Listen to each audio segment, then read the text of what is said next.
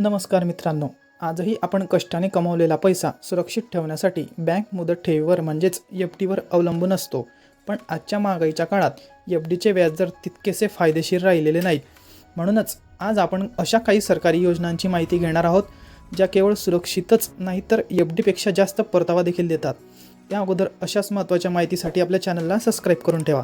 तर सर्वात पहिली आणि महत्त्वाची योजना म्हणजे सुकन्या समृद्धी योजना, जी 10 वर्षाखालील मुलींसाठी असून सध्या 8.20% व्याजदर देते. विशेष म्हणजे यातील गुंतवणूक आणि मिळणारा परतावा दोन्ही पूर्णपणे टॅक्स फ्री असतात. निवृत्त व्यक्तींसाठी ज्येष्ठ नागरिक बचत योजना हा एक उत्तम पर्याय आहे, जिथे 8.20% व्याजासह दर 3 महिन्यांनी नियमित उत्पन्न मिळते.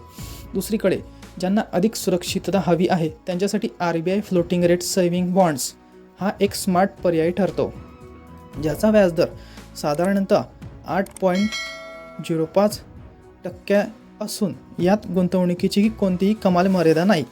जर तुम्हाला पोस्ट ऑफिसमध्ये गुंतवणूक करायची असेल तर नॅशनल सेव्हिंग सर्टिफिकेट NSC ही योजना 7.70% व्याज देते. तर PPF सारखी योजना दीर्घकाळात चक्रवाढ व्याजाच्या जोरावर मोठा निधी उभा करण्यास मदत करते.